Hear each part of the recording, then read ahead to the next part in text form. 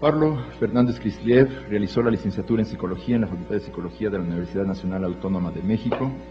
Es maestro en Psicología Social por la Keele University de Inglaterra y doctor en Ciencias Sociales por el Colegio de Michoacán. Realizó una estancia postdoctoral en la Escuela de Altos Estudios en Ciencias Sociales de París, donde años después ha sido profesor invitado, especialmente en el Laboratorio de Psicología Social de la Universidad París-Descartes. También ha sido profesor visitante del doctorado de Psicología Social de la Universidad Autónoma de Barcelona. Actualmente es profesor titular del Departamento de Psicología Social de la Facultad de Psicología de la UNAM y entre sus muchas publicaciones destacan los libros El espíritu de la calle, México, La psicología colectiva, un fin de siglo más tarde, La afectividad colectiva, los objetos y esas cosas, La sociedad mental, La velocidad de las bicicletas, El concepto de la psicología colectiva y La forma de los miércoles. Además de fungir como colaborador de la sección de cultura del periódico El Financiero de México.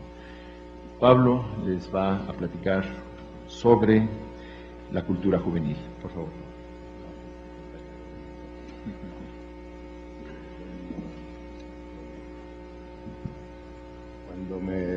Cuando me habló Javier para invitarme a formar parte de esta mesa, pues de una vez me pidió el título de mi conferencia y pues no tenía la menor idea de lo que iba a hablar, entonces dije cultura juvenil, que sonaba amplio más o menos, ¿no? Eso fue hace como 8 meses, ya me dio tiempo de ir pensando qué decir.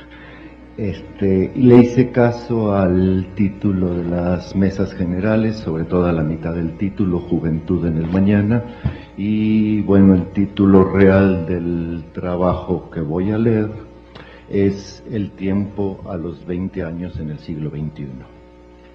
Las únicas cosas que tenemos para entender la vida y el mundo son el tiempo y el espacio.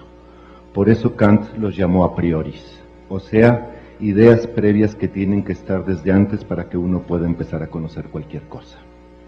Para decirlo rápido y mal, pero comprensible, el espacio es eso que no se mueve, que se queda quieto, que al día siguiente está igual que como lo dejamos. Y uno puede recorrerlo e ir y regresar por él, y tan no se mueve que hasta puede sacar una cinta métrica y medirlo, y cuando termina de medirlo sabe que sigue midiendo lo mismo. Y ciertamente las cosas como las sillas y los ceniceros que ya no existen forman parte del espacio y tampoco se mueven, aunque a veces parece que sí, no tanto cuando se desplazan como los automóviles, sino cuando envejecen y se marchitan como las personas o las modas. Pero ahí lo que pasa es que entró el tiempo y algo les hizo. Lo que se mueve no son estrictamente las cosas, sino algo distinto a ellas que no es una cosa. Eso que se mueve es el tiempo. El tiempo es eso que se mete a las cosas y las avejenta. Es eso que se escurre y que no se puede medir porque así se mueve. Y así, por lo tanto, para saber cuánto dura un minuto, hay que saber qué minuto. Porque un minuto de sueño, o un minuto de tráfico, o un minuto de angustia, o el último minuto del partido, miden distinto. Y hay que saber qué partido. Los que le vamos al Atlas sabemos muy bien cómo el tiempo es eterno. Hay minutos como de 3 horas. Pero a veces, por ejemplo en el siglo XXI, el tiempo se traba, se atora, y entonces extrañamente deja de moverse y ya no transcurre, sino que como el cemento se cuaja, se endurece y se queda quieto. A este tiempo sólido se le llama espera, y es re feo. Son los minutos que duran horas, los plazos que no se cumplen, las vidas que se pasan sentadas. En la espera, el tiempo que viene no llega. La espera es como la vida que no tiene vida dentro. Por eso se habla de horas muertas y de tiempo muerto. Lo que se espera es justo lo que no puede llegar, porque está separado de aquí por un tiempo que no camina y que no pasa, como si se hubiera vuelto un espacio que no se mueve. De manera que no tiene caso explicarle a alguien que eso que espera tarda como 2 años, porque esos 2 años nunca empiezan a transcurrir y uno los mira como un desierto. O sea, que en la espera el tiempo adquiere características de espacio. Es tan inaguantable la espera que uno no solo quiere que ya llegue lo que quiere, como las vacaciones o el fin de semana, sino incluso quiere que ya llegue lo que no quiere, como una operación o un examen, porque lo que no se puede soportar es el tiempo muerto. Los condenados a muerte de Texas quieren que ya llegue el día para no tener que seguir esperando, pero como no llega, entonces la vida se les hace larga. O sea, que la espera es mejor que una cirugía estética. El que quiera vivir muchos años, que se siente esperar y verá cómo la vida se hace eterna. Esperando, uno es más inmortal que si fuera famoso, más que Shakira. Y como dice Manuel Vicent, un escritor valenciano, a los 20 años uno es inmortal. No concibe que algún día tendrá 40, razón por la cual le tiene sin cuidado eso de que si fuma le va a dar cáncer cuando sea mayor. El SIDA no les da a los inmortales. Y a los que tienen 20 años se les reconoce, no por la edad, sino porque son aquellos a los que siempre se les anda diciendo espérate. Espérate a que seas grande, espérate a que acabes la carrera, a que consigas un trabajo, a que tengas tu propia casa, a que las cosas mejoren. Espérate enero que viene a ver si ya hay algo para ti. Todas estas frases tan maduras corren, por supuesto, a cargo de los mayores, que luego, ya encarrerados, les tiran rollos y moralejas de esos del tipo de cuando yo tenía tu edad, yo también quería ser feliz y yo ya pasé por todo eso y yo sé lo que se siente. Pero eso sí que se esperen. Hay que tener paciencia, que es la forma disque comprensiva de decir espérate. Lo que se supone que tienen que esperar a los 20 años en el siglo XXI son los beneficios que la generación anterior construyó para ellos y les tiene preparados. El bienestar, la libertad, la autorrealización, porque toda generación tiene como deber mínimo que la generación siguiente viva mejor que ellos, y la generación que no hace eso es perdida, fracasada y mentirosa. A lo mejor eso de espérate es el truco de entretenerlos para que no se den cuenta de que más adelante no hay nada. Tú sigue estudiando y cuando termines ya verás. El optimismo es la mentira de superación personal con que quieren hacer que se pongan a esperar con una sonrisota de agradecimiento. El optimismo es la juventud de los cincuentones, y es una cosa que se vende en Sanborns.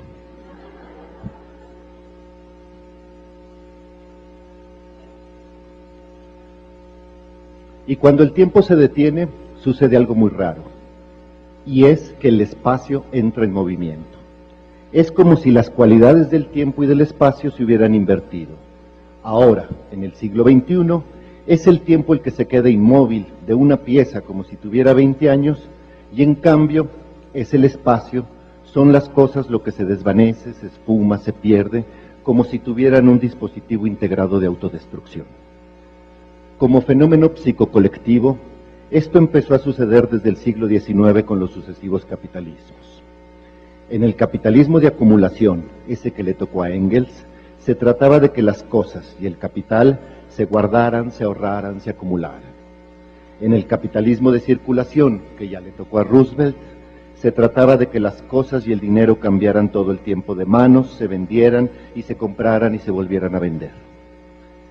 En el capitalismo de consumo, a partir de los años 60, se trataba de que las cosas se gastaran, se acabaran, se tiraran a la basura para volver a comprar más, como los Kleenex que fueron las primeras cosas desechables, y luego los encendedores se volvieron desechables, y luego las modas se hacían anticuadas a la primera lavada, y después los coches se fabricaban chatarrizables, y los grupos de rock y las novelas y las películas, y en fin, también las personas que entraban a matrimonios y amistades desechables, y finalmente la juventud, que originalmente era un divino tesoro, se volvió mercancía de temporada. En el consumismo, las cosas agarran un movimiento de fugacidad interno que hace que no duren casi nada y se deshagan o se desechen enseguida, aunque no importa porque ahí vienen otras nuevas. Y por último, en el capitalismo de espectáculo, ese que estamos hoy, de lo que se trata es de que las cosas ya no existan, que desaparezcan en el mismo momento que aparecen, como un show, y que en rigor nunca hayan existido, como se ve en la publicidad o en las marcas, Audi, Nike, Nokia, que son cosas que no alcanzan a ser cosas, sino solo avisos de cosas, o en el arte, donde ya no hay pintura ni arquitectura, sino performance, o en la política, donde ya no hay políticos, sino payasos. Este capitalismo de espectáculo, o como lo llamó Vicente Verdú, capitalismo ficción, es un capitalismo de angustia. Y es precisamente el medio ambiente en el que nacieron los de los 20 años. Esto es su propia naturaleza, donde todo lo que se tiene ya se fue. La angustia consiste en que no hay de dónde agarrarse, porque todas las agarraderas se le deshacen a uno entre las manos. Si uno ya no podía detenerse de un Kleenex, mucho menos puede agarrarse de un show. Es la angustia de que el tiempo no pase, pero las cosas sí, de que la vida no se viva, pero el mundo sí se escurra, de que las cosas se vayan y lo único que se queda parado sea uno. Lo único que uno tiene son sus 20 años y nada de lo que se puede hacer con ellos. Y así con todo. Lo bueno de que las cosas se quedaran quietas es que uno las podía alcanzar. Y así con eso, uno ya podía tener metas y razones para hacer las cosas, aunque costaran trabajo. Pero cuando uno ve que el título de licenciatura, en el momento de obtenerlo, ya ni siquiera alcanza para colgarlo en la pared, porque en vez de decirle felicidades le dicen a uno que necesita el de maestría, a uno le da la sensación de que hay algo, un agujero negro en la vida que se traga las cosas, los títulos y las ilusiones. Y lo malo de que las cosas se evaporen en el mismo momento en que se hicieron, es que cuando uno las alcance ya no van a estar ahí. Cuando uno logra ahorrar para los tenis que quería, estos ya pasaron de moda. La cosa ahí está, pero la razón de ser de la cosa es la que ya no está. En efecto, así es como se desvanecen los objetos del mundo, o porque dejan de tener razón de ser, o porque esos objetos eran solamente pura palabrería. Cuando las cosas se desvanecen, lo único que queda es la espera como bloque de tiempo de piedra. El caso es que uno ya jamás se va a poder comprar el par de zapatos definitivo, ese con el que se vea bien para siempre, el que lleve dentro sus pasos y lo acompañe por la vida. Los Converse que vio en la tienda no lo harán feliz de una vez por todas, ni se sentirá más seguro ni tendrá más confianza en el mundo. A veces se le desvanecen mientras los trae puestos. Uno los voltea a ver y de repente descubre que ya están feos, anticuados y ridículos, cosa que suele suceder cuando yo había otros más bonitos en el escaparate. No es de extrañar que en estas circunstancias la gente se la pase multiplicando sus entretenimientos, a ver si algo de todo se logra entretener un poco más, quedarse otro ratito, y asimismo se la pasa multiplicando sus pasatiempos, a ver si con ello el tiempo pasa, la espera se mueve un poco, a ver si hay alguna manera de que el tiempo pase mientras se logra entretener el pasatiempo y algo quede de eso con lo cual sentir un poco de firmeza. Así, diversiones, borracheras, deportes, videojuegos, conciertos, clases de yoga, pláticas de café, presentaciones de libros, películas, mesas redondas, aparecen como intentos complementarios y ambos inútiles de, por un lado, hacer cosas que llenen la vida de algo para que parezca que ésta tenga algún sentido, y a la vez que mientras las estén haciendo, el tiempo no se note, para que así uno sienta que no está esperando, sino que está actuando. Por esta misma razón, los habitantes del siglo XXI se la pasan tomando fotos con su celular y diciendo chis y whisky a la menor provocación, toda vez que al parecer necesitan pruebas de que han estado vivos en algún momento. Y una supuesta característica de las fotografías es que logran captar todo lo que se esfuma.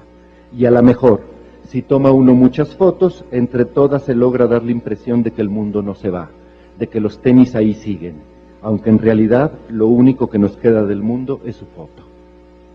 Y todavía hay que mencionar a los objetos electrónicos de la era de la ficción, mails, links, twitters, canciones bajadas y amigos de Facebook, objetos todos que por su propia naturaleza son cada vez más momentáneos, porque se producen ya disueltos en el fondo inmenso y virtual de la desaparición, donde al final del día de una esforzada sesión de internet, lo que se tiene es lo mismo que había al principio, o sea, nada. Y por ello son el mejor ejemplo de cómo las cosas hoy en día ya tienen cualidades de tiempo, y por eso vuelan, se escurren, desaparecen. Todo se disuelve, como la fiesta del viernes pasado. O como dijo Marx, o sobre todo Marshall Berman, todo lo sólido se derrite en el aire. En efecto, no es como dice Zygmunt Bauman, que el mundo es líquido, sino que está liquidado.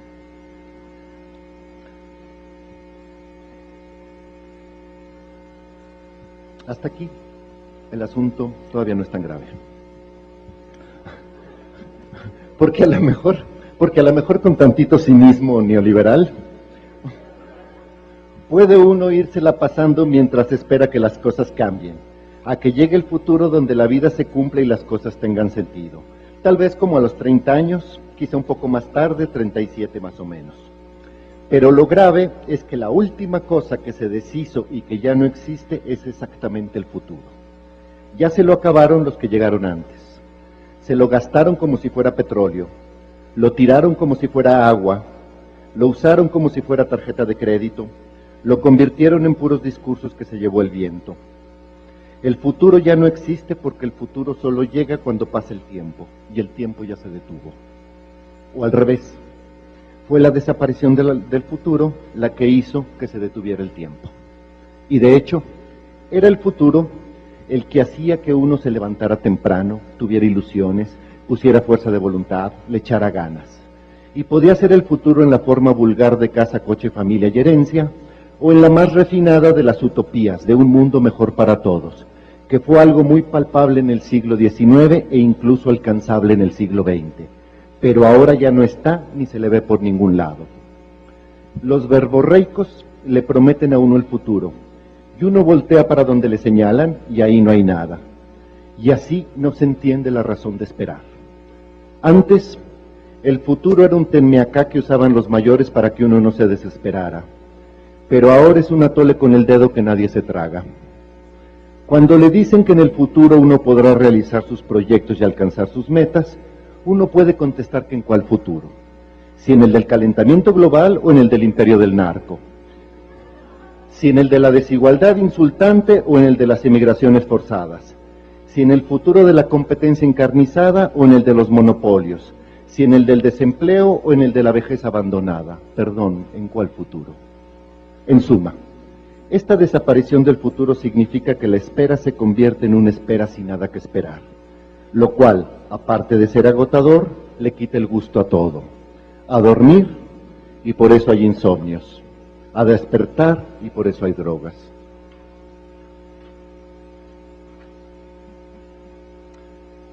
En estas circunstancias, más que comprar libros de superación personal para seguir tomando atole con el dedo, parece que lo más decente sería enojarse. Lo único verdaderamente digno que se puede sacar del tedio de la espera sin nada de futuro es el enojo. El enojo creativo contra esa generación previa que se gastó el presente y no dejó ningún futuro. La misma que se consumió el planeta como si fueran garnachas y ahora deja puros despojos. Esa que ahora se divierte tanto haciendo cumbres de los G8, de los G20, en Davos, en Cancún, que asiste a los foros internacionales sobre sustentabilidad, cambio climático y hambre mundial, que tanto les gusta organizar porque ahí se saludan unos a otros y salen en primeras planas y se sienten soñados.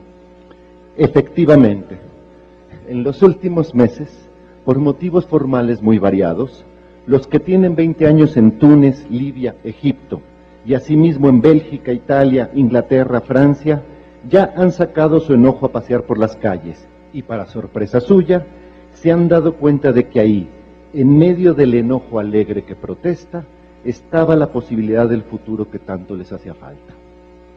Ahora, más localmente, en este patio trasero tan lejos de Dios, lleno de políticos apostando entre ellos a ver quién se queda con el país los próximos 6 años, salpicado de millonarios encantados de tanta inseguridad porque así pueden presumir sus camionetas blindadas, plagado de educaciones inferiores, medias y superiores, que ya desde hace tiempo cambiaron el sentido formativo de la educación por cuentitas de colores, cambiamos el conocimiento por PRIDES.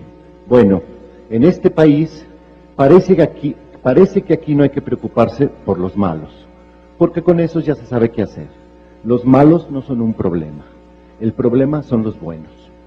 Todos los que dicen en sus programas de actividades y en sus informes de labores que nos están salvando y que vamos por buen camino, que nada más nos esperemos. En fin, lo que sigue no es una propuesta de acción, repito, no es una propuesta de acción, sino una pregunta de investigación, más bien 2, que dicen así: los de 20 años en el siglo XXI, ¿qué están esperando? ¿Por qué no se enojan? Muchas gracias.